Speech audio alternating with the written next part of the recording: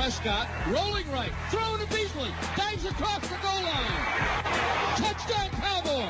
Snap to Dak, looking right, fade, right side of the end zone. Touchdown! It's a touchdown! That's unbelievable. Play fake, bootleg to the right. Dak to Beasley, wide open with Sauce. Touchdown with Sauce for Beasley. I thought it was a really good team win. I thought the spirit of the team was really, really good. Zeke is a big part of that running game. You know, it starts up front with being physical, controlling the line of scrimmage, and then as the game wore on, you make bigger and bigger runs. And I thought Dak was outstanding. Just made some big-time throws and extend the lead late in the ball game. He was outstanding.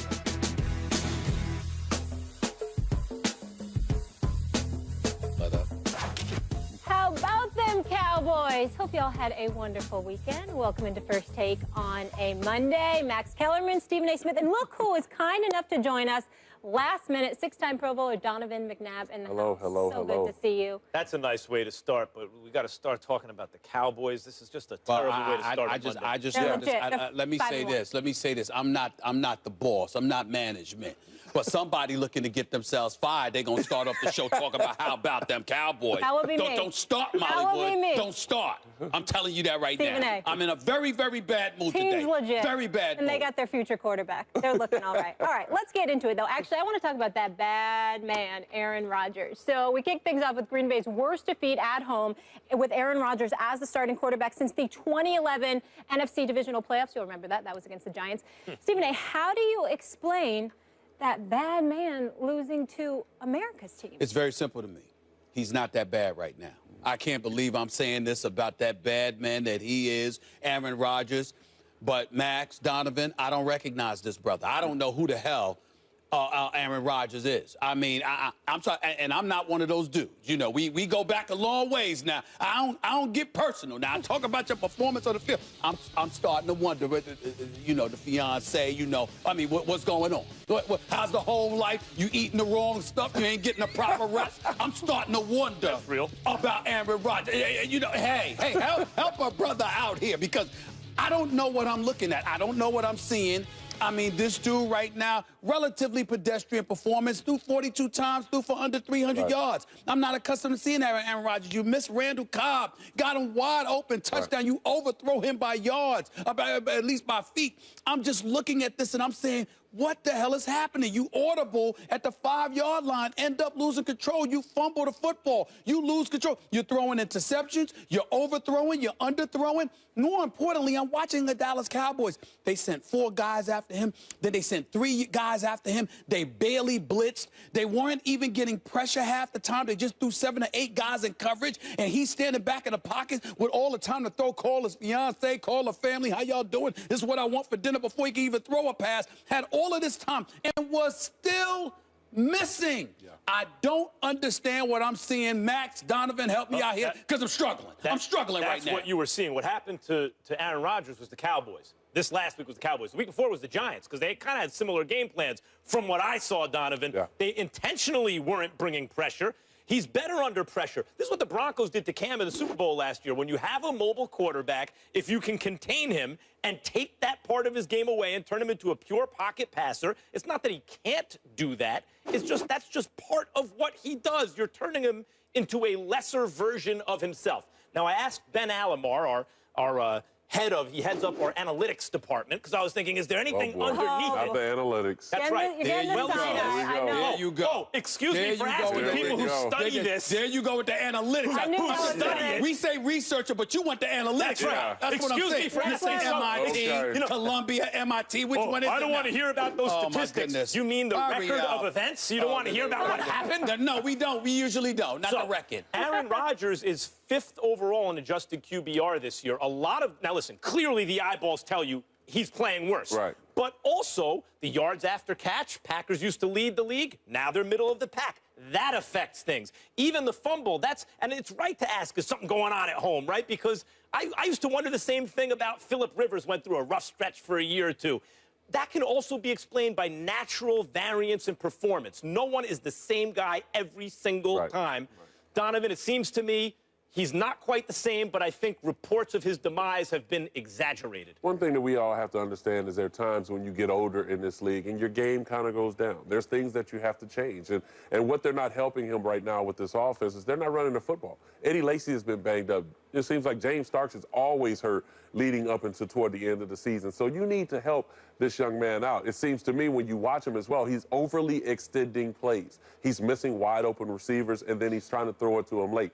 He missed Rodgers on a crossing route, threw it behind him. He also missed Jordy Nelson a couple times. Randall Cobb overthrew him, but he thought it was going to be an extra play because he got him to jump off sides, or, you know, he'll catch him going off on the sideline. The thing about this Green Bay offense, and it's been that way pretty much since they won the Super Bowl, they're inconsistent. We rely so much on Aaron Rodgers because of his ability to throw outside the pocket, also in the pocket, but their defensive secondary is banged up right now. A lot of injuries in the secondary, so a lot of teams are throwing the ball on them and creating explosive plays. Yeah, they're number one versus the run, but they're not stopping the pass. So what does that do? Now that puts a lot of pressure on the offense to create that explosive play downfield, which he just hasn't been on time with a lot of his receivers. Let me ask you this question, Donovan, because I'm looking at Eddie Lacy's numbers because you brought him up. He's averaging 5.1 yards per carry, but he's only rushing 17 times yesterday. 11 rushes for, against the New York Giants. I'm just looking at him here.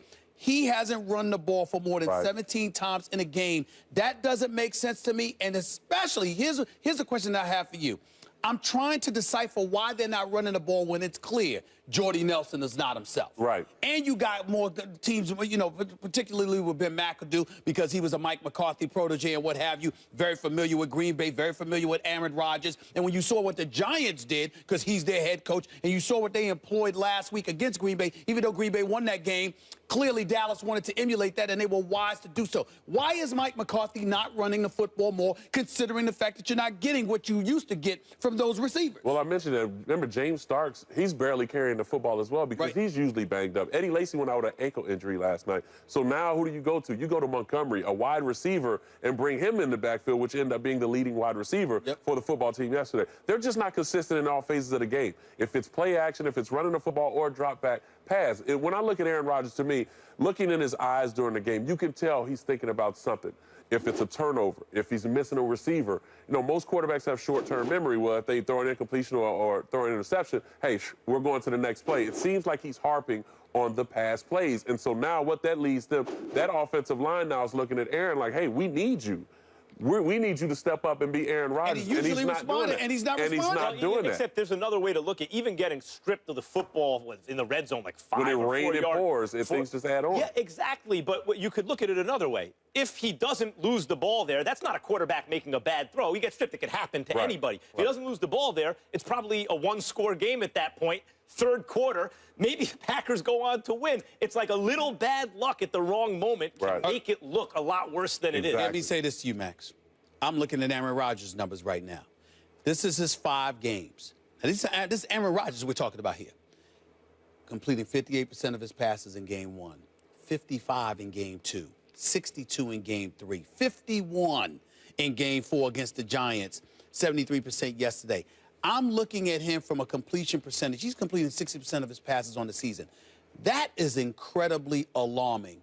Because the accuracy is what this is why I called him the bad man that he is. In the pocket, scrambling outside the pocket to his left or his right, somehow, some way. And I guess I'm allergic to giving the Dallas Cowboys credit. I can't do it to myself. You're not the only one. I am allergic, and you better be, because I'd be ready to ban you from the show. And he keeps bringing up the Giants over here, too, which is another problem. Oh, I'll bring up the Giants plenty. Don't worry about that. Go ahead, man. That's where I'm at. That's where I'm at. You know, if Tuck wouldn't have been hurt in that game, he would have had you. The Giants would have gone to Arizona. Okay, anyway, go ahead. But this is what I will say. I will say about Aaron. When you get older, you rely on your arm a lot. And remember, he's been very successful with his arm strength and being able to put balls in different places. When your fundamentals in the pocket begin to go away, now all of a sudden your accuracy goes down. Gotcha. I mean, I know that you may get upset when I bring this up because you have an issue with him, but Brett Favre talked about it last night during the game. And he basically talked about during the course of your career, you'll go through ups and downs. And this right now is a time where Aaron is going down, and he's got to find a way to get himself back up. It's been happening for about a year and a half now. Yeah. About a year and a half now. Speaking of that point and his numbers being alarming, I have a little trivia question for you guys here. Here's a pair of quarterbacks since week 8 of 2015 with almost identical numbers. Take a look. I want you guys to guess who quarterback 1 is and who quarterback 2 is before we move on to our next topic. All right. What do you mean? It's the Look exact right same here. statistical Exact same profile. statistics. So you see right there, Brett, blind resume. Is Aaron Rodgers? Is Brett? Are you going to tell me? Quarterback 1 No, it's is going to be Aaron a bum Rodgers. quarterback. Are you going to tell me Jay Cutler? Guess who quarterback 2 Yep. is worse than Jay Cutler? Oh. Worse than Jay Cutler. Johnny Amazing. Manziel. Wow. Oh. I will leave you with that, my friend. Well, these are selected. Let's move on. Speaking of quarterbacks, first you want to move on with the quickness. Donovan, you had a bold suggestion for the Cowboys. So I want to play some sound, what you said on the McNabb and Custer show. You can check that out Sunday nights on ESPN Radio. Take a listen. Do you think about not only possible trading Romo at the end of the year, but also Dez Bryant? Because think about it, you don't have the problems of having to answer questions all the time about did he make it to meetings on time? Is he complaining about the ball? Are you worried about not getting Dez the ball a lot? Are you calling plays for Dez? Why isn't he as productive as he was with Tony? You have a young team right now that you can build around your running back, around your quarterback, in which exciting things are happening for this football team right now. Donovan, strong words there. So you think, should the team trade Dez and Romo? Well, I think at this particular point, just talk about Tony Romo. At this particular point, he hasn't been healthy over the last 4 or 5 seasons. And the back injury is a problem. The shoulder injury is a problem. Now you have a young guy that can play from the pocket as well as outside the pocket, and his leadership skills stand alone. And I love what I'm seeing from Ezekiel Elliott. The offensive line is stable. Terrence Williams all of a sudden is looking like a solid receiver. You got Butler catching passes. Jason Witten is being a big key for them. But the thing about when you have a young quarterback, he always has something to fall back on, a security blanket. He has Jason Witten, but he also has Cole Beasley. Cole Beasley is a guy who didn't even think he would want to play football anymore. They allowed him time away to get his mind back together, and he came back, and look what he's been doing. So this is the thing about Tony Romo. Tony Romo, you know what he's capable of doing, but he hasn't been successful over the last 5 to 7 years to take you where you need to go. And then Dez Bryant, how do you miss treatments and how do you miss a meeting with a doctor to find out what's really going on with you because you're afraid of hearing bad news? Why is it that all of a sudden we're hearing that you missed 40 times in meetings or coming to the facility when everyone is expected? When things begin to get leaked out, that means there are a lot of thoughts going on right now upstairs in management, meaning if they decide to trade you, this is why we're trading him. But you already have a young nucleus. You have a team that everybody seems to rally behind Dak Prescott. And that's what football is all about. Football is about chemistry. Football is about timing. Football is about what can you do to help us win. And at this particular point, if they trade Romo, get some good picks, if they trade Dez and get a solid wide receiver, young wide receiver that they can continue to build, that three-headed monster that we see Troy Aikman be successful with, you might be able to have it with Dak Prescott. Donovan McNabb. We go back a long way. Mm-hmm. You know when I think you're insane, I tell you. Oh, yeah. And I'm telling you that now. Dez, because I know you like Dez. Dez, absolutely. There with the gold chain and the X. That too, but the brother can play. He can play. I am allergic to dudes that can't play. You know that. And distractions. Well, listen. I'm not, you know me, you and I have debated this. That's why I threw the distractions in there. The distractions is not something that I always place that big of a deal on. You're right in terms of your critique of this. You weren't wrong about anything that you said. My point is this. Athletes are hard to find. Studs are hard to find. You know that better than anybody. So if you got a stud like Dez, by the way, that guy that was Dez Bryant that was a bit problematic, that's usually when the Dallas Cowboys are losing. When the Dallas Cowboys are winning, and they're in a position right now, they have never been in the career of Dez Bryant or in recent memory for the Dallas Cowboys in terms of having two young studs and a Dak Prescott and a Ezekiel Elliott. You talking about moving Dez? Please. Romo, yes, after the season is over. Yes, no problem with that. Wrong. But no problem with that after the season. Right, but, after the season. But Dez? Yeah. Dez, I'm not letting go of Dez. No way. Well, see, this is the thing why I say Dez, because right now, Dez hasn't been out there in the last couple of weeks, and they've been very successful. It seems that we haven't had any drama with Dez coming back and what's drama? Okay, yeah, but when you have a nucleus, a core nucleus of veterans, yeah, you can handle the drama. But they have a young team. The team that they have, they haven't seen Tony Romo do great things besides what he did the MVP type season when they end up losing to Green Bay. But they haven't seen over the period of time what Tony has been able to do. With Dez Bryant, yeah, he's in the locker room. He's probably the energetic guy getting everybody pumped up. Guys are following him. But yet still, Dez hasn't been out there to help them out on the football field. I can't listen to this foolishness anymore from the two of you. It's a matter of time before Odell blows up over there. First of all, Donovan McNabb, you and I go back a long way in terms of me cursing your name as I watch you on television. You're not the first or the last. I hate what you used to do to my Giants. But you're both so wrong about this. First, let's take one at a time. Tony Romo. The Dallas Cowboys had a problem. They didn't have a backup quarterback. It cost them their season last year because I felt going into the year they were Super Bowl contenders if the defense could do what they're doing now, bend but don't break, given that offensive line and all the skills positions.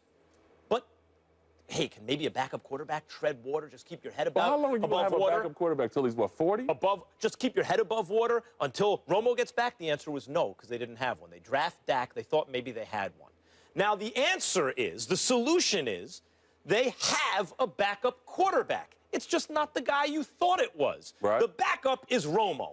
Why do you have to keep him as the backup? First of all, imagine what the Steelers would do right now if they had Tony Romo on the bench, how happy they'd be.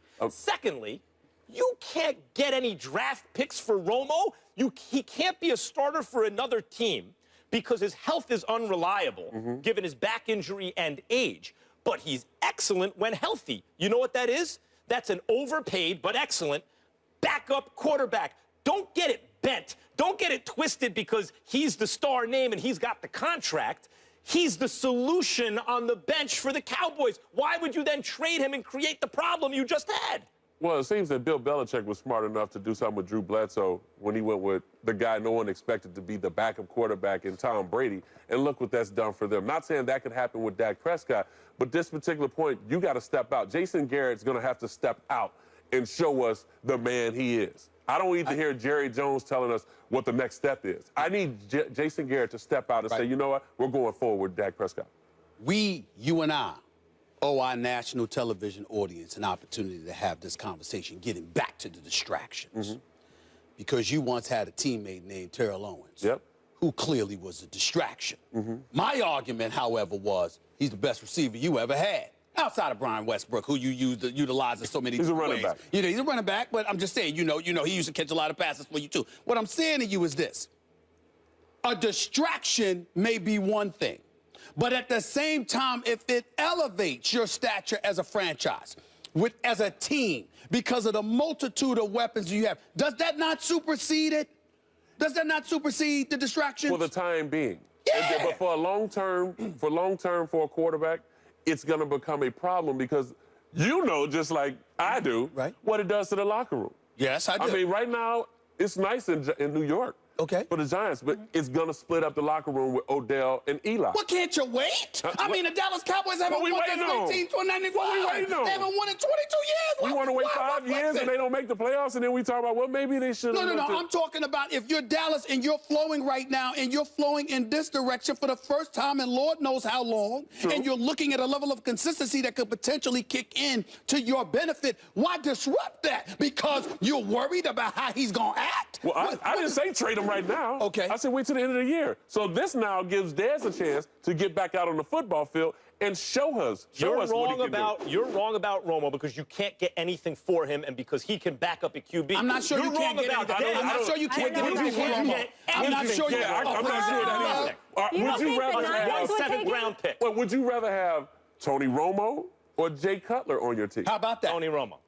Thank you. Then you get something more. You can get something more. No, because the Bears, who are looking to turn the page at quarterback, aren't about to bring in an injury-prone guy at $20 million a year. The job of a GM in the NFL is just price talent. And if you can't rely on a guy to be there all year, you're not going to hand a 35-year-old plus guy with a back injury. And my issue with you is you stuck on this Tony Romo thing. Tony Romo is irrelevant right now. The Dez Bryant, first of all, the Dez Bryant angle is far more important to me. Incorrect. There are two things. One, Romo should stay on the bench as the backup. You can't trade him. Two, you got to trade Dez because you're going to get a lot for him. Dez has trade value. But why trade him if he could be the stud for you, who produces for you, who gives you an additional weapon with Dak Prescott? Let's keep him on. Hold on, y'all. Let's keep this in mind, D. I mean, I see it. You see it. Dak Prescott. Well, listen. I don't. Here's the deal. They're winning without him. Dak Prescott The Dallas Cowboys have the #2 rushing attack in the NFL. True. Yes, and he's made good top passes. 5 rated He's quarterback in QB rating as well. QB rating, yes, but their passing attack isn't considered to be ultra formidable. Throwing in between the #2 of Beasley or Jason Witten. I'm just saying, having Dez outside the numbers, come on now. I mean, what are y'all talking about here? Hey, Dak Prescott threw a nice touchdown outside the numbers. The dead clock is right twice a day, man. Come on, man. Hey, however it works. Dez Bryant's good on any team, including the Cowboys. But if you can win without him and you have a young nucleus and no problems, and Donovan's right, there are distractions, it's starting to get leaked into the press, and you can get something good for Dez, trade him. Can't get anything for Romo, keep him on the bench. Romo, yeah. Distraction. You know it. We got to talk. You know it. We got to talk. We're going to revisit this conversation. We're going to revisit this conversation, Donovan. Distractions? Absolutely. Oh, come on. Yes. Come on now. You know it like I do. Donovan here speaking some sense for us. Appreciate the Just insight. trying to help out. You know, I'm glad I can help. We've been going through this for Put on a years. jacket and tie next I time. mean, y'all got to let me know when I'm coming Ahead of on. time. I mean, That's not Come your back fault. and join us We again. want you whenever we can get you. Yeah, Donovan. I know you'll How are you know going how to to be in win time Bristol next and time. not come by here? Thank you. Hope to see you again. All right. Distraction. Just talk about the emotion of the game. Just got to find ways to win the football game. Is this as disappointing as you've been in a while, Ken? Next question. The slow start, this has been a kind of characteristic of Stan's team this year. Why do you think that? Just got to find ways to win the football game. After tying it up there late in the fourth quarter, how frustrating is it to be on the sideline helpless watching? Next question.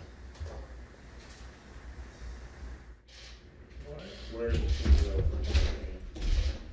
That's it, right? So there's that. We've seen this before, of course, post-Super Bowl, and the Panthers dropping to 1-5 on the season after they lost 41-38 to the Saints. Max, I want to start with you here. Is Cam's press conference a big deal? I can't believe I'm saying this. Yes, it's a big deal. Now, let me start by saying football's not like baseball or basketball where we have huge sample sizes, so many games that we really know what the truth is all the time, especially early in a season. Because there are so few games, we're making guesses. We don't know if things are causal, meaning this happened, so that happened, or if it's just correlation. This happened and that happened. But because of that, if we notice a correlation and it's a bad one, that's bad for the players. So Cam gets up at the Super Bowl press conference and does this same thing and storms off, and since then they're 1-5. They're bad. They went from being world beaters, just about, couldn't get over the hump of the Broncos, but it's only the second game they lost all season, including the regular season, to, so far, let's say what it is, one of the worst teams in the NFL, 1-5. It's one of the worst teams in the NFL. And that happened right after he pulled this at the Super Bowl. And then he just did it again. Now, I'm generally one who says, I hate when the media makes a big deal about the way athletes talk to the media. We turn it into this story about moral rectitude and leadership and character. You have to have character to face the media. That's mostly BS. We're doing it because it makes it easier for us to do our jobs. So we put a lot of pressure on the athletes to make our jobs easier. But for the most part, I didn't care that he stormed off in the Super Bowl after in the press conference. I cared he didn't jump on the ball in the game. That's what who cares what happens afterwards? But if since then you're 1-5 and then you do it again, that's a bad look. And how do we know it's a big deal? Because the Carolina Panthers brought in Frank Luntz, the right-wing media strategist, to advise the team and Cam Newton how to talk to the media. They thought it was a big enough deal they had to bring in a specialist to coach him. And then this happens again. That's a big deal. I disagree with you. I don't think it's a big deal at all in this particular instance about Cam Newton, because to me, the Carolina Panthers and their problems are not about Cam Newton. What you had was a situation in the Super Bowl where Cam Newton needed to exude a level of maturity because you had been dabbing and celebrating and doing all of this stuff all year long, and then you lose the Super Bowl, and we needed to see a better level of maturity from you. In yesterday's situation, you are 1-5. You're the reigning NFC champions. You are 1-5. You are down 21-0. You come back. You tied the score at 38. You give the ball to your defense, which, by the way, was ranked number 6 last year, which was one of the elite defenses in the NFL last year, which not only had an elite front seven, but had one of the elite corners in the game in Josh Norman. Your defense is now ranked 29th. It's ranked 25th against the pass. Max Kellerman, have you ever heard of Zach Sanchez? You ever heard of that name? Anybody ever heard that? You ever heard that name? How about Daryl Worley? You ever heard of that name? Anybody ever heard of that name? That I've heard. You heard of Daryl? The only reason you heard about Daryl Worley is because he's been getting beat. It's the only reason you've been hearing about him, because he's a rookie. The other dude is Zach Sanchez. These were their starting corners yesterday against Drew Brees. Against Drew Brees. This is your starting cornerback slot, okay? So what I'm saying to you is this. You ever heard of some dude named Trey Boston? Ever heard of that name? I never heard of it. That was your free safety yesterday. See, this is what I'm trying to tell. You're Cam Newton. You got this dude, Dave Gettleman, who's your GM, who did a good job leading into last year, okay? And who was wise to stick with Ron Rivera. But ultimately, it's not just that you let Josh Norman go. You made him an offer, and then you reneged. You took it off the table. I cannot tell you how much that hurts. I cannot tell you how excruciatingly ticked off you can be if somebody betrays you like that. The bottom line is this. When you look at Cam Newton, he had to stand up front and center for the media, and as far as I'm concerned, answer questions his general manager should have had to answer.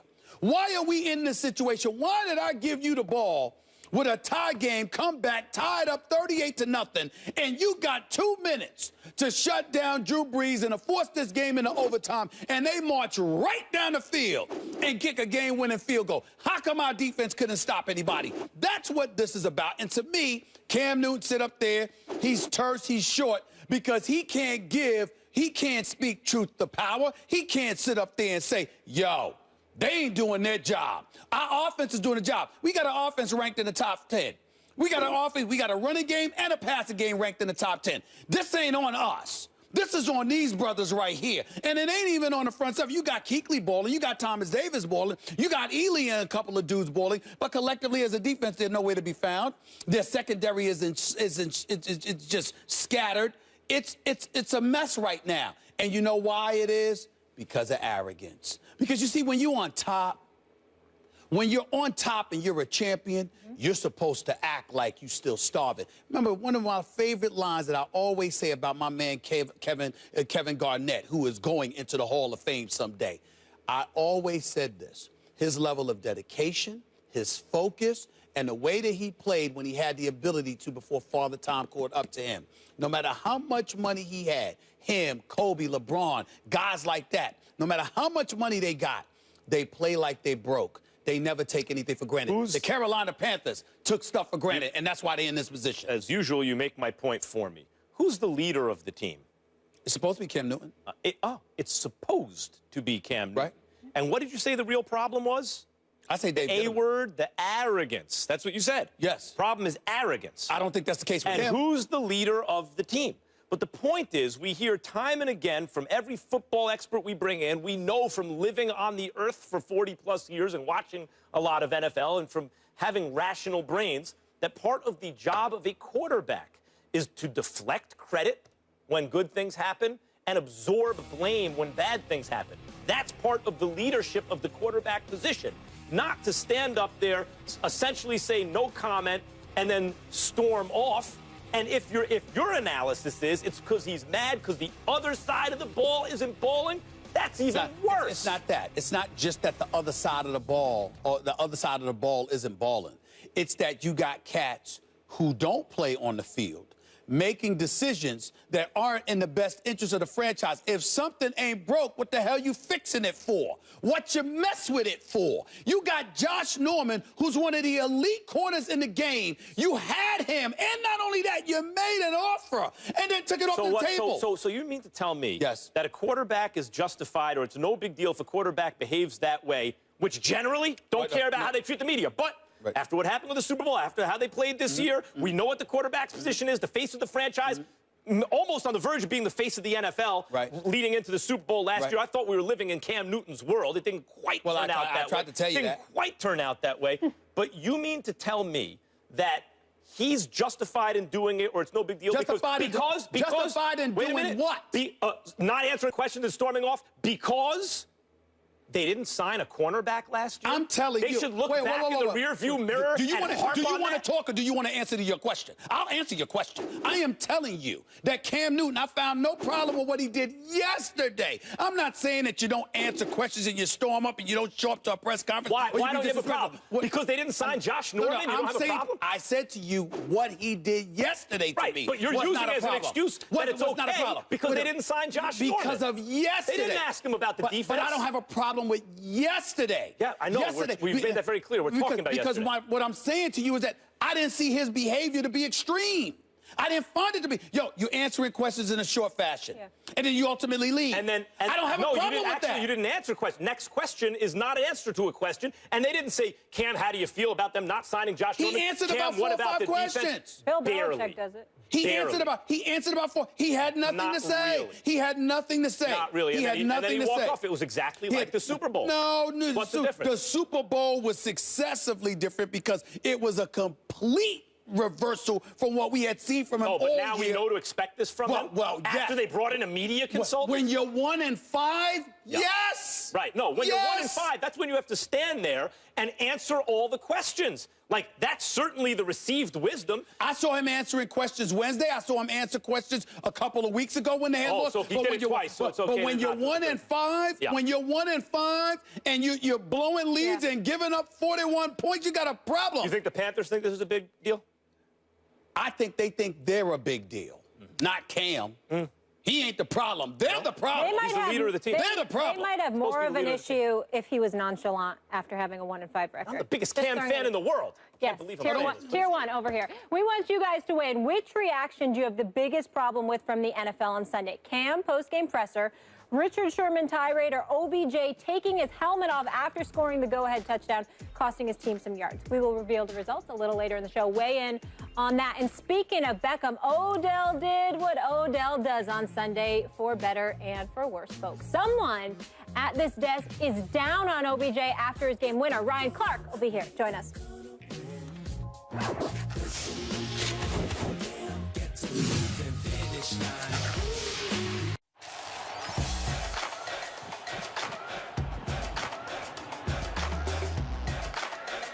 Ball down the right sideline. He's got Odell on the run across the 40. He's to the 30, 20, 15, 10, 5.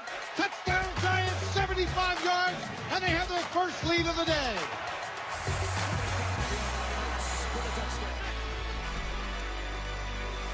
Caught by Odell. He's racing across midfield. He's to the 40, 15, 10, 5. Touchdown Giants. Oh, baby, is he good.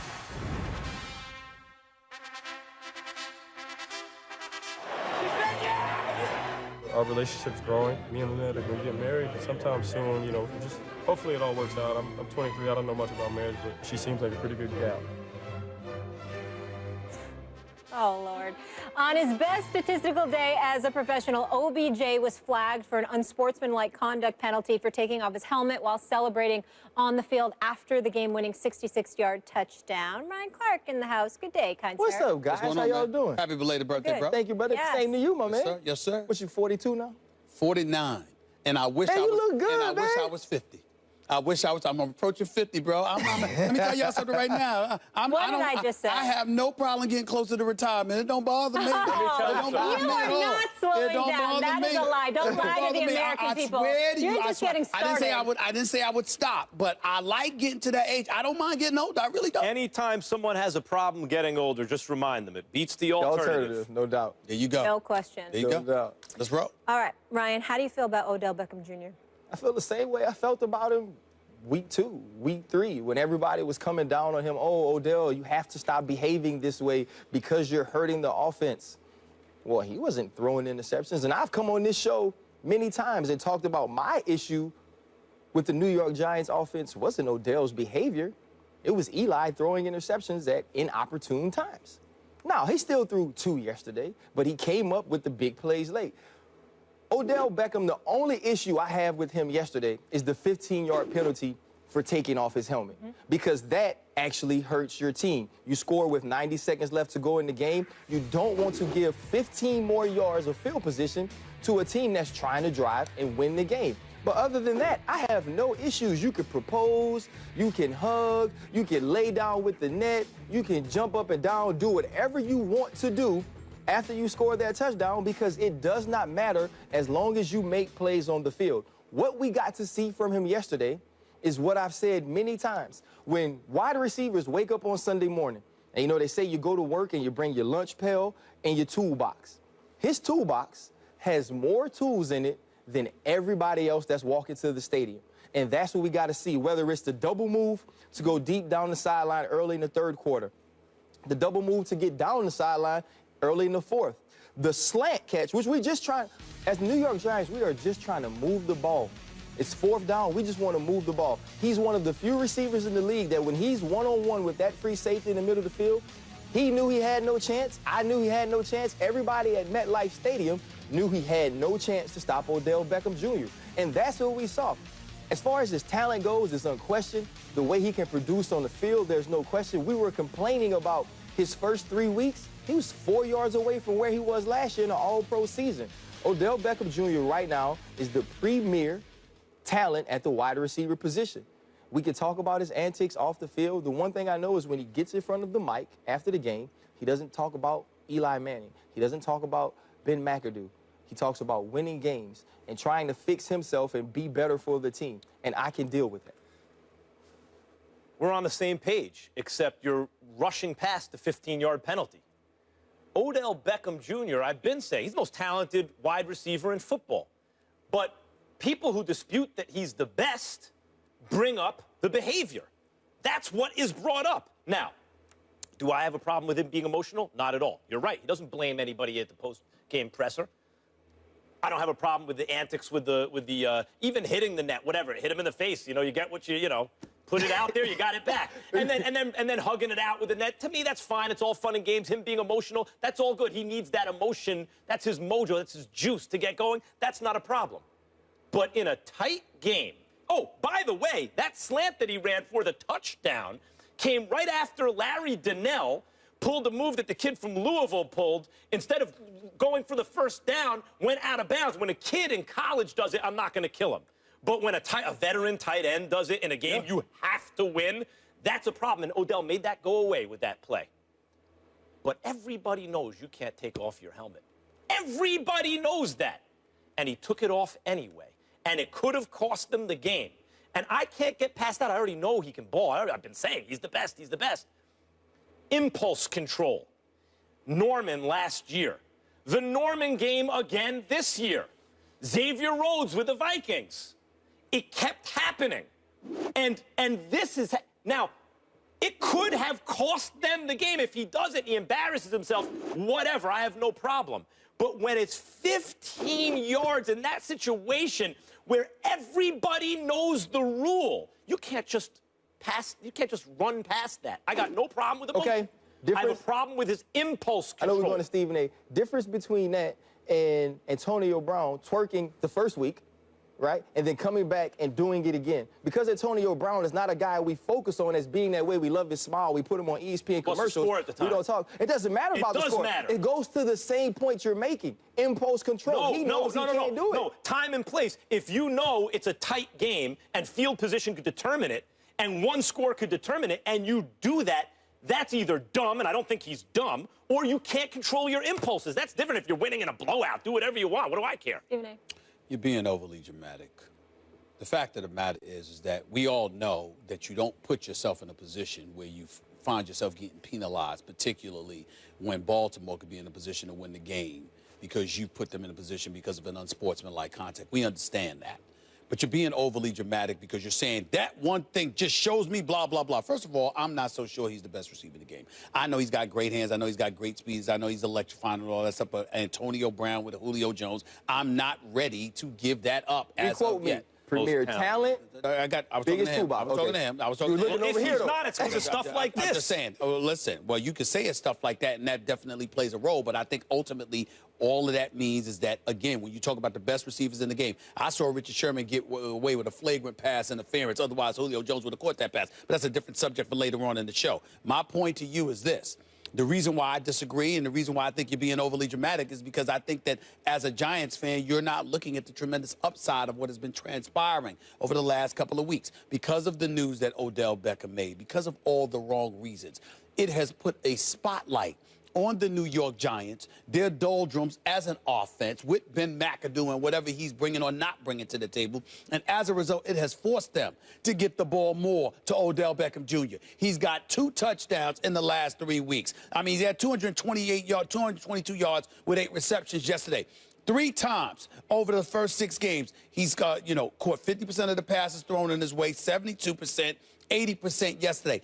I'm saying to you, one of the people who was flying under the radar was the inept performances of Eli Manning. He wasn't throwing the ball effectively enough. We weren't talking about him enough. Why? Because he does the opposite of Odell Beckham Jr. He's composed. He conducts himself the right way. He's a consummate professional. He's very reliable, et cetera, et cetera. And because of that, we didn't focus on his inept play nearly as much as we should have. But when Odell Beckham Jr. started acting up, ultimately, he's a wide receiver. He's a diva. He wants the ball. That's probably going to make him happy. It'll probably inspire him to play even better and to conduct himself, for the most part, better. And as a result, it may lead to you winning what happened yesterday. That's exactly what happened Odell Beckham's talent, unfortunately for him, or maybe fortunately because it means he's reached superstar status, is taken for granted. I expect him to do incredible things every week. That's what happens. That comes with the territory when you're the best, when LeBron James balls out.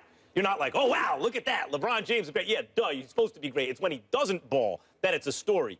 Odell Beckham Jr. is that kind of sensational athlete. When he's quiet in terms of his production, you're like, whoa, what happened? But when he makes spectacular plays, right, that comes with the territory you expect it. What you hopefully don't expect, and what could stop him from being the next Jerry Rice, it's not the work he puts in or anything like that. It's handing the other team a gift. Right, that's what holds you down. Max, it's the first thing I started with. Listen, that is my problem with yesterday. You can't take your helmet off and penalize your team. But you mentioned the Xavier Rhodes. You mentioned Josh Norman early this year. Those things didn't bother me. I don't think the play on the sideline is a penalty. It's not. When the 2 referees standing next to Xavier Rhodes and Odell Beckham don't throw it, and the guy from the middle throws it, that's not a penalty to me. Hold on, Ryan.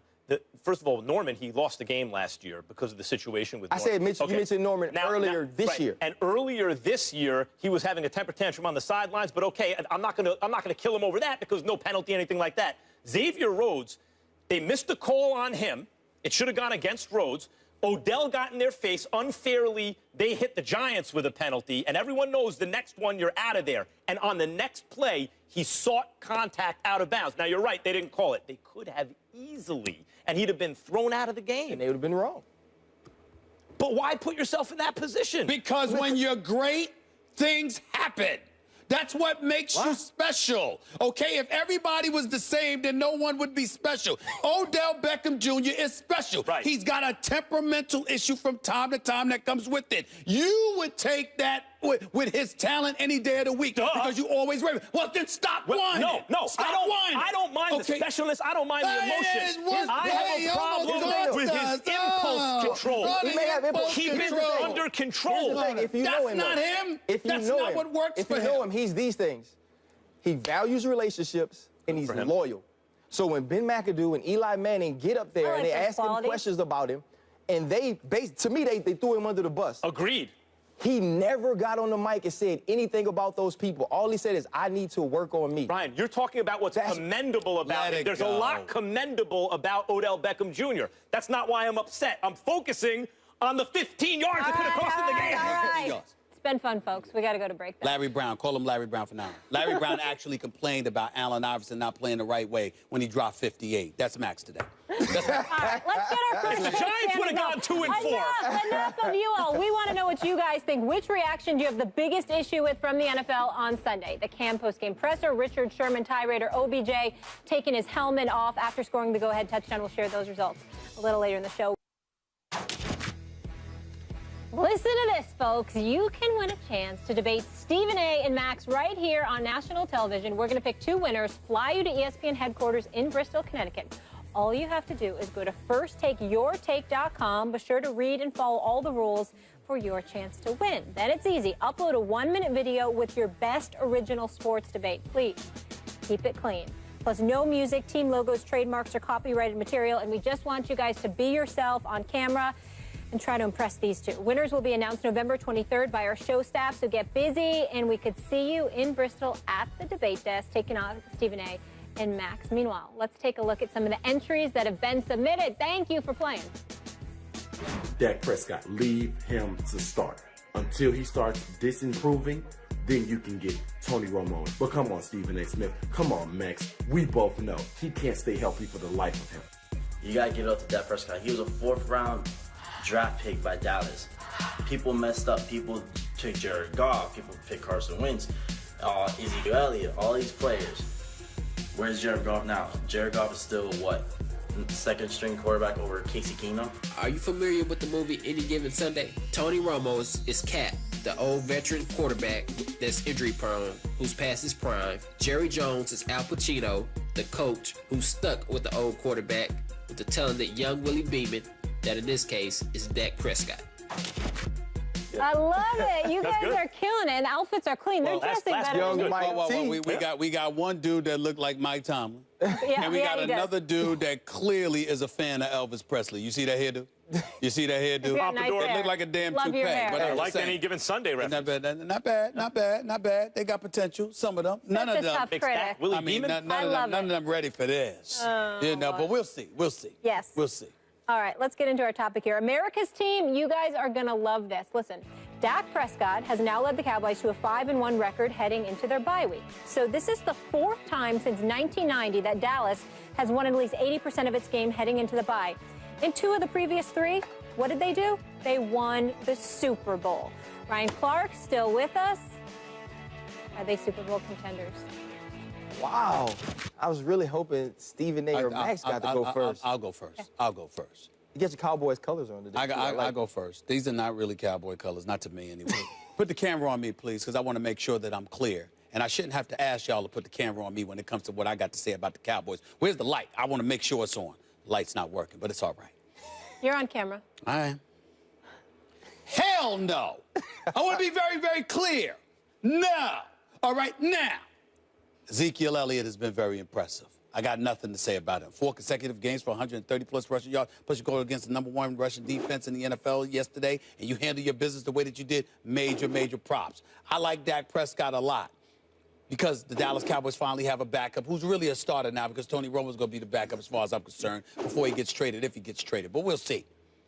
This defense, as impressive as they were yesterday, as impressed as I was with what I saw from them in terms of rushing 3, rushing 4, dropping 7 to 8 dudes back into coverage, containing Aaron Rodgers in the pocket, giving him a little bit too much time to throw, but basically frustrating him because receivers weren't open and what have you, because you had so many people back in coverage.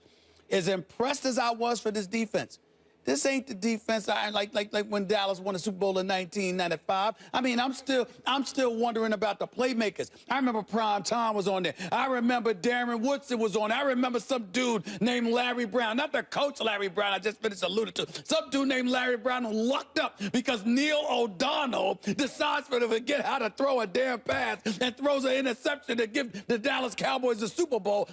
Charles Haley and Leon Lett and those crew. I don't see those dudes on this defense. I believe that Dallas, here's what I think Dallas has done very, very, very effectively. And nobody has brought this up. Most teams win the coin toss, they give up the football. That way they ensure they'll get it to begin the second half. Dallas never does that. They've won 3 coin tosses this year, took the ball all 3 times. The other 3 times the other team won, they gave it to the Dallas Cowboys. I think 5 of those 6 times the Dallas Cowboys have ended up scoring. And I think it was when Dan Bailey missed a field goal. It's the only time they haven't scored. So when I look at the Dallas Cowboys, I think they have teams reeling because they come out the box, they punch you in the mouth with their offensive line in their running game, and they got you on your heels, and it dwarfs you a little bit. But I think ultimately the better offensive teams are going to make noise, and ultimately they will return the Dallas Cowboys. I'm not saying they're mediocre anymore because I'm willing to concede they're better than that. But Super Bowl contenders, hell no. Okay. I'm not giving that up to them. Let me clean you up as usual. If the playoffs started today, they would have to be considered contenders. Better contenders than Seattle or Minnesota in the NFC? No. But contenders, yes. So you give me two teams that's right in the same conference is automatically ahead of them. Well, are they contenders? That means they ain't even get to the NFC Championship game, but that's what you want to label as the top three contenders to win it. So if the playoff, I wouldn't put them against Atlanta. I wouldn't put them. Yeah, I'd say that right. So that's three I gave you. So if they're one of four teams even, that makes them contenders if the playoffs started today. But the NFL has a season where the same team you have week 6 is not the same team week 17. It's just different teams. We don't know what they're going to be yet. In terms of their defense is okay. They're impressive because they're better than we thought they'd be. But is it really the defense or is it the offense? If you have a ball control offense that wins time of possession every single week, I mean, Ezekiel Elliott got off to, I thought, a slow start, but has been excellent since then, although it's not like, wow, he's breaking all these tackles. They're not touching him for 10 yards. There are holes, and he's showing acceleration. Take nothing away from him. He's a really good running back, at least, running behind the best offensive line in football. So they're controlling the time of possession. They have a quarterback who doesn't turn the ball over. So the defense isn't really on the field that long. How do you score on their defense when you never get the ball? That's why the defense looks as good as it does generally, which is about average. They're probably something less than that in reality. If the playoffs were to start today, they'd have to be considered contenders. Well, we knew what you were going to say, and you did clean it up well. If the playoffs started today with these teams the way they are, even without Dez Bryant, the Dallas Cowboys are the team I feel has the best chance to beat all the teams in the NFC. And it's for many of the reasons you said, Max. It's about ball control. Why does Minnesota beat teams right now? Because of defense, because people have to drop back and pass and try to block that line. Well, they have an offensive line that can block them. They have an offensive line that can move them, right? So you go there immediately, your game plan is different because of the way Dallas runs the ball. The Seattle Seahawks, they're good. They're not great. They're not the same defense that you would be scared to go play against on Sundays. Their team is different. The Atlanta Falcons, I think that team is the team offensively that would stress the Dallas Cowboys the most. But do you trust that defense play in and play out to stop this offense? To me, they're right there behind the Minnesota Vikings as the team to beat in the NFC right now.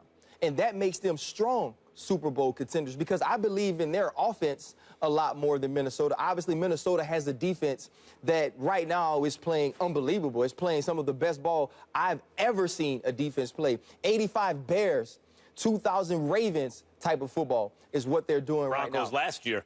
Broncos last Super Bowl rolled year. Okay, around. now so we're going to just keep naming. There was one on Broncos are right there last year. We keep missing that team, but I digress. Well, so what I'm saying is I believe in the Dallas Cowboys. I believe that as long as Jerry Jones doesn't mess it up, if injuries don't take out key players offensively more than defensively. Defense is about scheme. Like you said, defense is about playing off of this offense. If Ezekiel Elliott's healthy, if they make the right decision at quarterback when Tony Romo comes back, if Dez Bryant's able to come in and contribute, because now we see they can move the ball around. And we watched Dak Prescott drop dimes yesterday.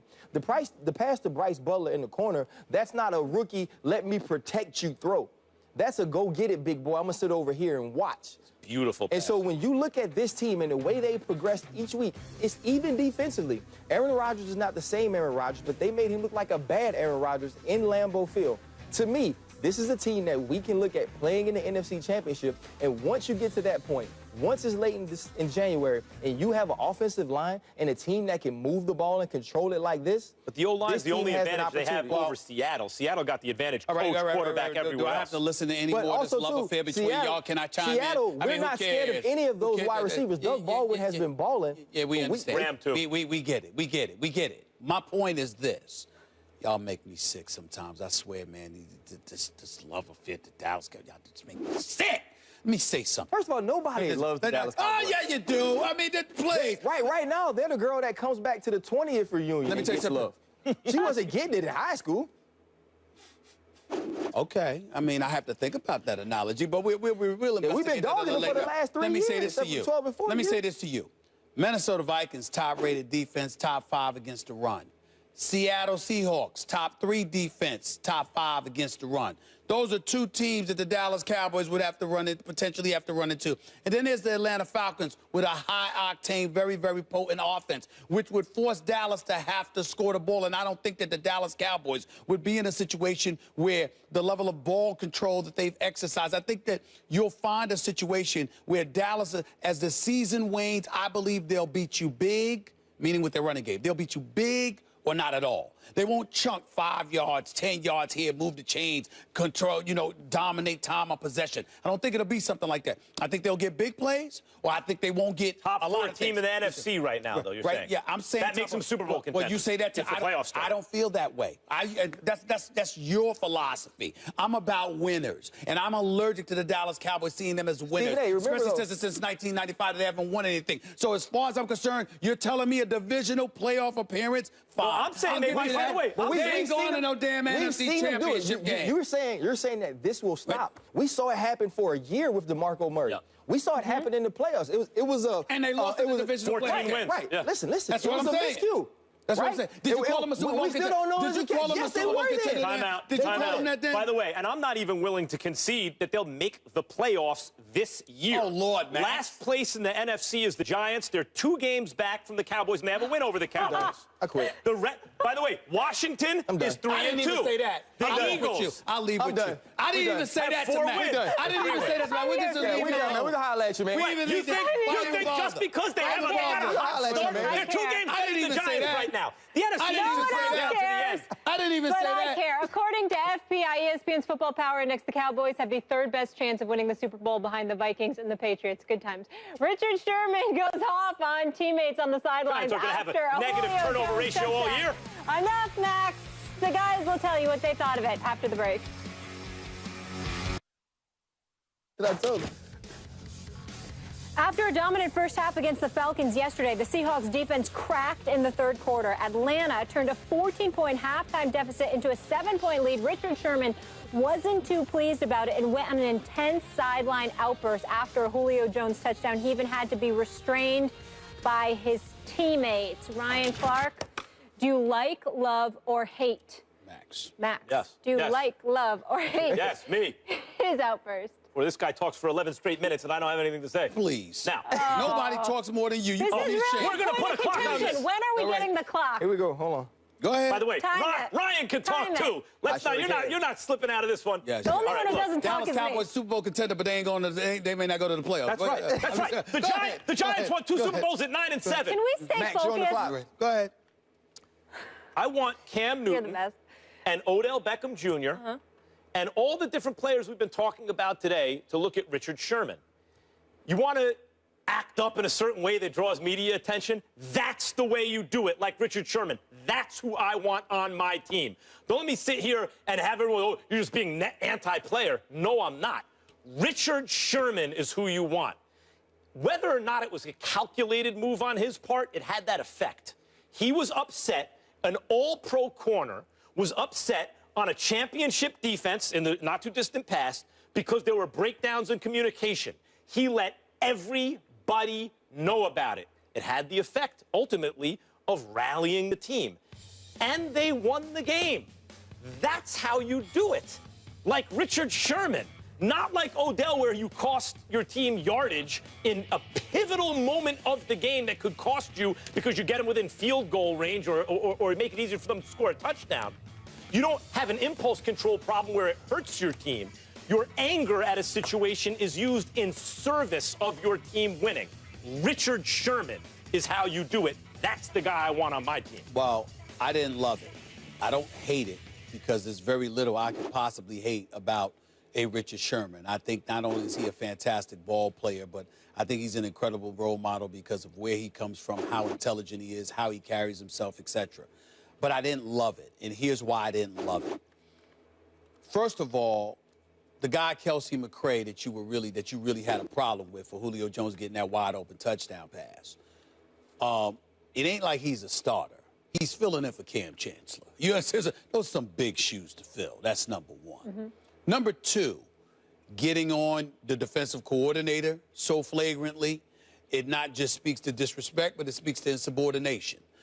You got to wonder about that. It's not a big deal because we understand that Richard Sherman is very outspoken, like those teammates Doug Baldwin, Michael Bennett, and others have said. I mean, that's nothing compared to what we've seen him like in the past. And I'm certainly not here to denigrate him in any way. I'm simply saying that if you are that dude, think about the intellect that he has and what he brings to the table. It goes back to my line that I just said a few minutes ago. If everybody were you, bro, you wouldn't be special. Everybody can't be Richard Sherman. And so when you got a guy like Kelsey McCray filling in for Cam Chancellor, and you've got the kind of problems that you've been having periodically, like he said, throughout the season. We talked about it. That's why he was frustrated. We talked about it. We knew what we were supposed to do. We didn't do it. Yeah, you want to hold guys accountable. But when it's something that flagrant where everybody feels the need to rally together and rally around you, not just on the field, but on the sideline, you're giving the impression that you're completely out of control. Those other guys that have been through the fire with you might be able to handle it. But some of those newbies, you never know what kind of effect it would have on them. It worked out yesterday, but you got to think about that sometimes simply because they're not the regular crew that you always had. That's what I got from it. Time. He was 2 minutes. You were 122. Okay, so we see what happens. Therefore, I'd like to use another 20 seconds to quickly say... I usually have more profound things to say, but incorrect. Richard Sherman showed his intelligence not only if the outburst was calculated, even if it wasn't, but the PI at the end of the game that wasn't called was also more smart Richard Sherman play. Otherwise, you lose on a touchdown. I mean, what's the worst that could happen? They spot the ball there? Big deal. Julio Jones is going to catch that if you don't interfere. He's just a smart player who knows how to control his emotions in service of the team. Go ahead. Wrong, you're wrong. Right? Because you said, like, helps them win. They were down 24-17. They didn't score another point nor stop anybody, really, after that. Right? Then they get the pass interference in the red zone. They finally score. You get the last play. So it wasn't like this rallied the team and they started balling. Won, though, right? Yeah, they won. But, you know, let's just make that clear. Here's what I loved about it, though. I love the reaction of his team. Right? I love the fact that they start jumping on the sideline. They start showing support for him, but they showed support as a team. This is about guys who've been through the fire with each other who know Richard Sherman. The thing that was smart about it is he knows he can do it. Now, there's some players on that team that can't. One, because they don't behave that way normally, and people have never seen them do that, and it's out of character for them, but it's not for him. And that's why it was okay. I agree with Stephen A. I don't necessarily like you going at your coach, but if you have that type of relationship, if that's the way that y'all get down, you know, some of your friends you can talk to in a certain way. Of course. And Richard Sherman feels like he can do that. The craziest thing about it is the only person who played man on the play was Richard Sherman. So if it's a miscommunication, and maybe 10 other people communicated one thing, Rich didn't. They came out with one receiver. They motioned the tight end outside of Julio Jones. I'm sure there was a check to be made there, and they locked it up. Julio runs down the seam. It's a touchdown. So I understand his frustration. I actually like that he cares, because Coach Tomlin used to get on us after years and years of being good. When we would make a good play that we just thought was good, we dab each other off and walk back. When there was a problem, we always felt like, it's okay, guys. We can fix it, because we had been there so many times. What it showed me yesterday is he still has the same fire it took for him to become one of the elite quarterbacks in the league. Well, there's no question about that, but the reason why I interject is because of this.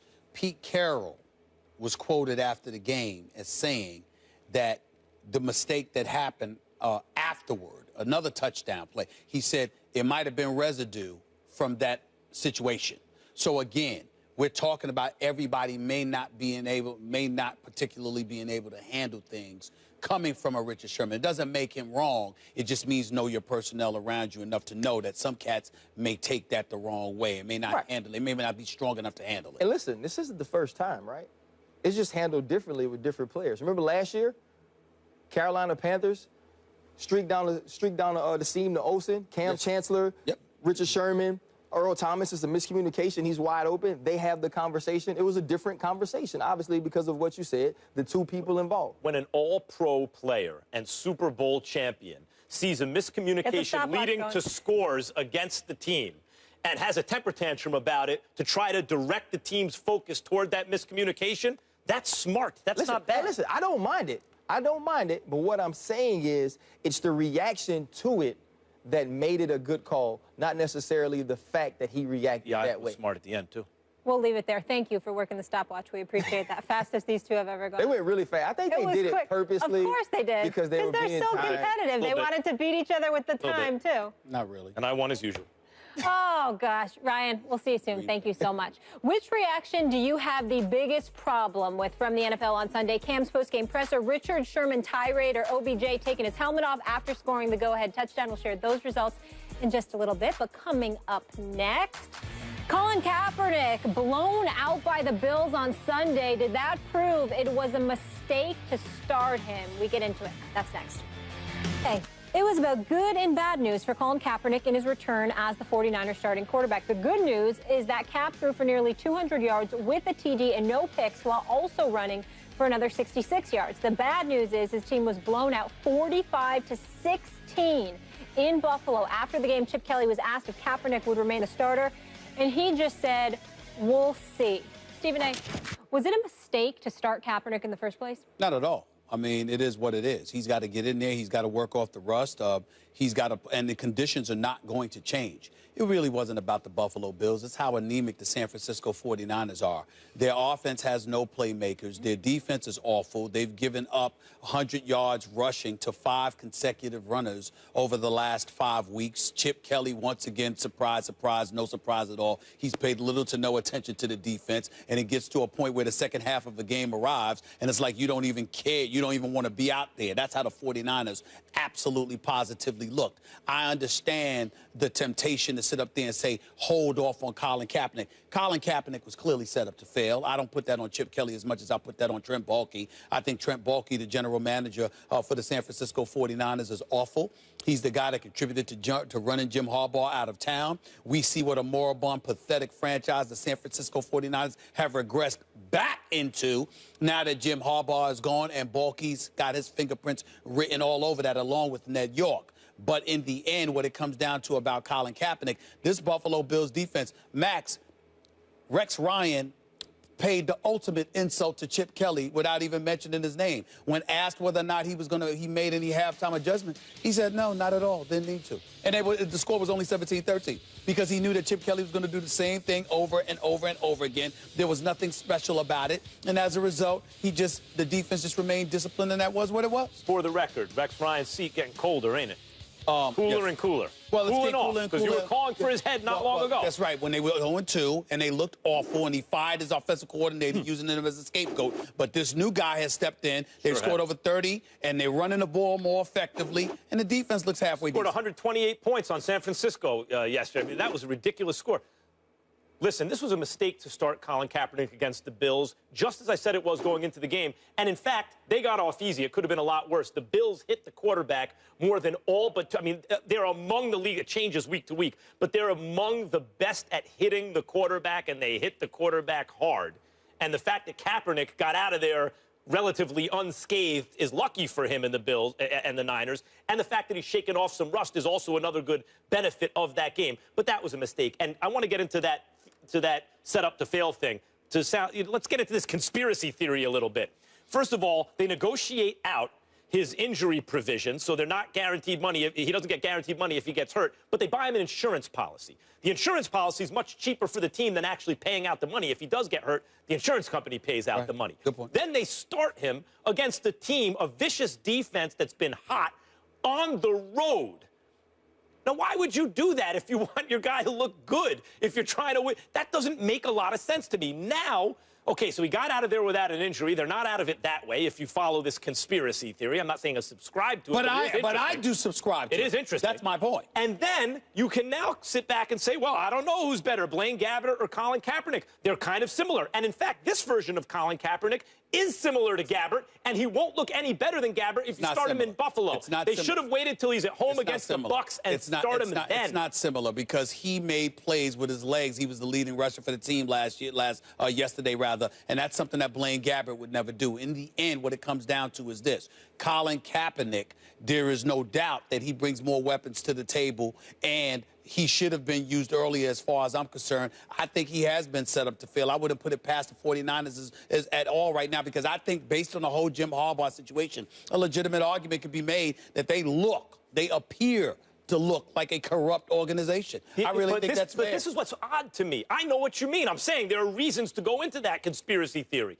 What's odd to me, though, is Chip Kelly offense. We're going to run a lot instead of short passes, because short passes, there's a possibility of turning the ball over a little more than a running play, right? There are more variables. And when we take shots passing, it's going to be down the field. That's Kaepernick. Kaepernick is the right quarterback for that system. Why hire Chip Kelly for a Kaepernick team if you want to set him up? I totally agree, but my point is that, hold on, I see what you're saying. You're saying that why hire Chip Kelly if you want to set Colin Kaepernick up? What I'm saying to you is that the whole setup process began after Chip Kelly arrived. I think they're balky with Chip Kelly in terms of their mode of thinking. I'm not saying Chip Kelly himself is involved in this, but to hire Chip Kelly and to bring him in after his history in Philadelphia, to follow that up with Kaepernick not wanting to be there, to follow that up with the Kaepernick protest, to follow that up with Kaepernick's contractual situation, and you weren't able to unload him to Denver, all of that stuff.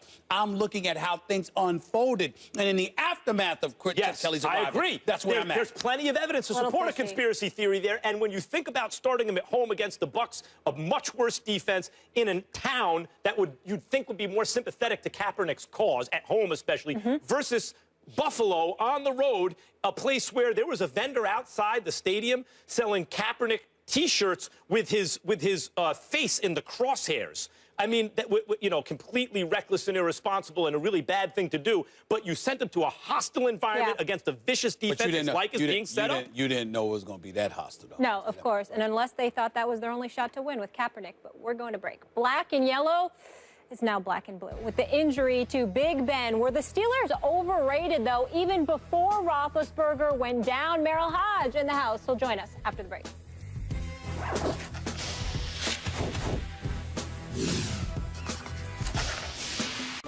The source says doctors expect the procedure to be more of a cleanup, so it generally favors a speedy recovery. Meanwhile, backup Landry Jones is expected to start next Sunday against the Patriots, so Pittsburgh falls to 4-2 this season. Merrill Hodge in the house, good day. How are you? What's on your mind, man? What's on your mind? Before we get to black and gold, because I know you do, about both of you hit the tree and missed the target. Call him out. With the Kaepernick 49ers. This is devastating for me. I love Merrill Hodge. This is devastating for me. Go ahead. I missed the target. That's why I'm going to try to be gentle with this. So you guys are talking about the 49ers as a whole. Let's say, I'll use an analogy of a car, okay?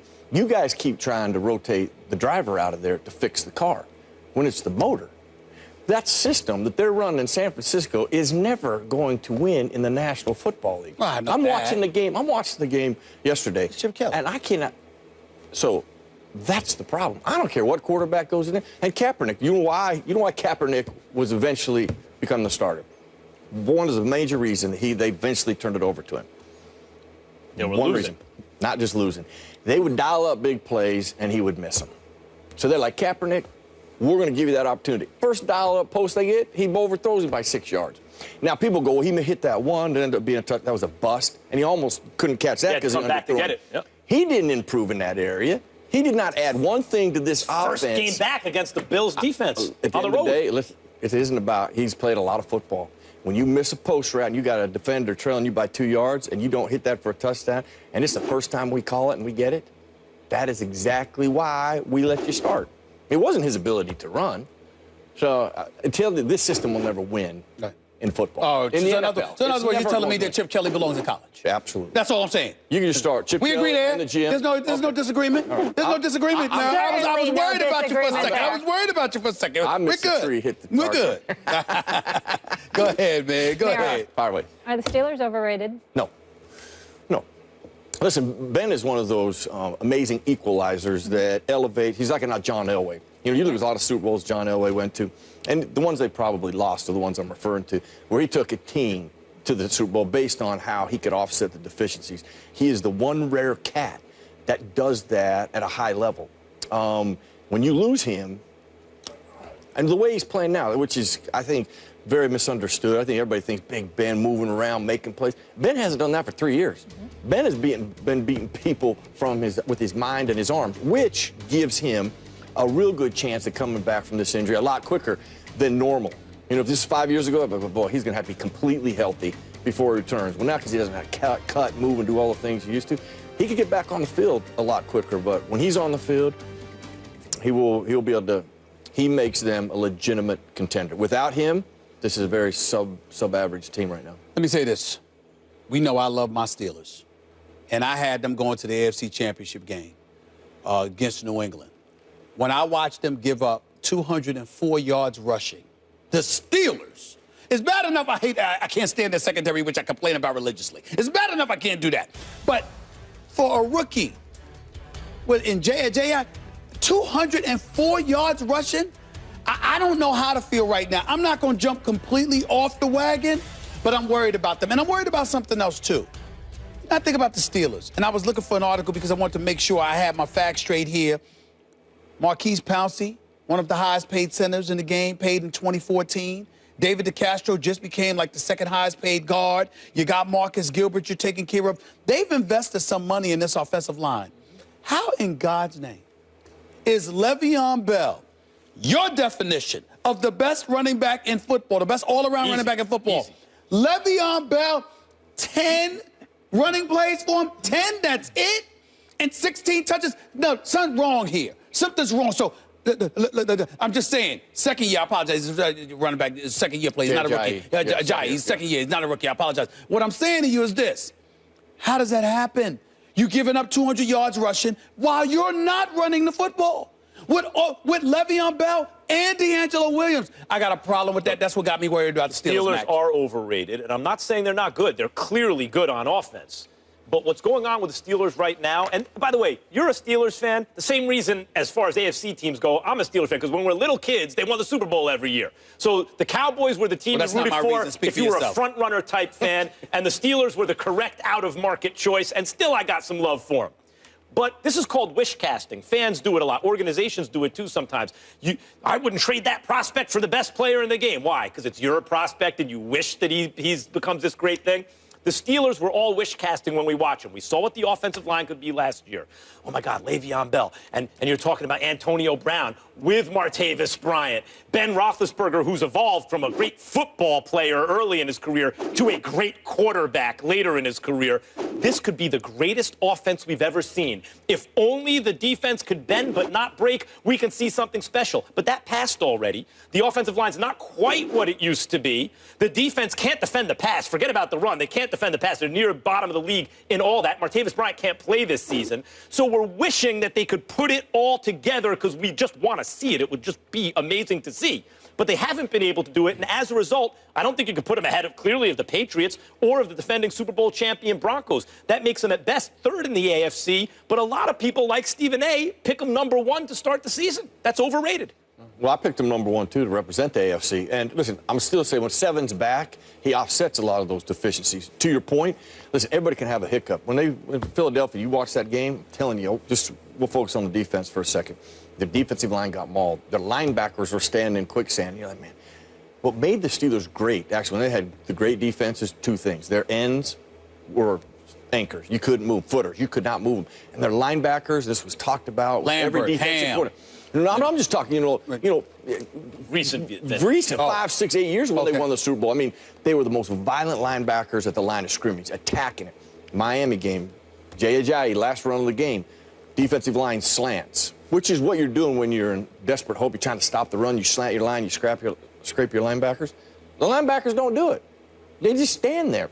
Now, the only reason I point that out is because, that is mental errors. So you can coach and correct and change mental errors and become a better football player, better team. If you're just getting absolutely mauled and you're just not as good, because you go to the Kansas City game, then the Jet game, they played like that. There was a relentless, violent attack. And then all of a sudden in Miami, they looked just like they did against Philadelphia. So what I'm getting at is like, the things that they're making mistakes on are mental errors that can be changed. You can correct them. I'll use the Giants. When the Giants lost the Patriots on the last game of the year and they went undefeated, then they beat them in the Super Bowl. It was mental errors that the Giants lost that first game and that they changed in the Super Bowl and a couple matchups that made the difference in that game. So I can see how things can evolve and change when 7 comes back. They are one of the best teams in football. But listen, I had them number 2, not number 1, because remember, you picked Seattle, and I had New England going to the Super Bowl against Carolina. Lord have mercy. Okay, so that's the deal. Steelers were number 2. I thought the Steelers would meet them in the AFC Championship game. I still think there's a chance because I think their offense can be that high-powered. But this is the thing. When you have a suspect defense, whether it's in your linebacking core or your secondary, you offset that to some degree. How? Ball control, offensively, running the football. And the fact that they're getting away from that, which is pretty much their identity, because even though they can throw the football, and we know that Big Ben likes to put it up there and likes to go deep, when you got Le'Veon Bell and when a guy like D'Angelo Williams has proven how reliable he is and what he can bring to the table, because he really could be a starting running back in this league if he was playing most other places. When you look at it from that perspective, there is simply no excuse not to give the ball more to your running backs. No excuse for that. And not only that, it'll limit the chances Big Ben takes, because over the last couple of years, Merrill, when he takes chances, sometimes it's not working out for him. But Le'Veon Bell's value is not just running the ball. It's like you can line him up everywhere, that's why I say get it to him. outside. Get it to them. Get it to them. Got to get Le'Veon Bell the ball. No, if there's any doubt, that's how they'll have to lean in order to have a shot against the Patriots, without a doubt. Have to. Because there's going to be maybe no number 7, but there will be a number 12. And Tommy Brady. Merrill Hodge, thank you for breaking it down for us. By the way, that damn Landry Jones. Could you do something, Landry Jones? Please. I mean, when Stephen A. calls people out, they do step their game up. Listen, Landry Jones, could you do something? Oh, my God. You got Antonio Brown, you got Coates, you got everything. You got Le'Veon, you got an offensive line, you got D'Angelo. I mean, it's you, Landry Jones. Could you step up and act like you got a job? Please. Coates. Had him in daily Pretty fantasy. please. Oh, my Lord. I can't. Merrill, I can't take it. I'm just saying. He depresses me. We asked you, which reaction from Sunday did you have the biggest problem with Cam, Odell, or Sherman? Those results after the break. Stay here. Very well done. No applause. No. They got to earn their stripes. By the way, what? We got to I need to see some of the ladies out there in these videos. Yes. Remember, you're going to have a male and a female winner. So I need to see some ladies up in there as well. We know we've got viewers. Right. We want to see from them. I'm with you. Listen. Thank you for calling that out. Meanwhile, Richard Sherman's outburst on the sideline, Odell Beckham's penalty for taking his helmet off, and Cam Newton's Super Bowl press conference. We asked you guys to vote on Twitter. Which one did you have the biggest problem with? And the results are in. Cam, 41%, Sherm, 34%, OBJ, 25%. Do you agree, Stephen A? Of course I don't. I mean, they're obviously agreeing with Max, and, our viewers are, some of our viewers are entitled to be ignorant from time to time, and this is one of those situations. They're wrong. I mean, the fact of the matter is that I don't really have much of a problem with what happened with Cam yesterday. Not yesterday. I just don't.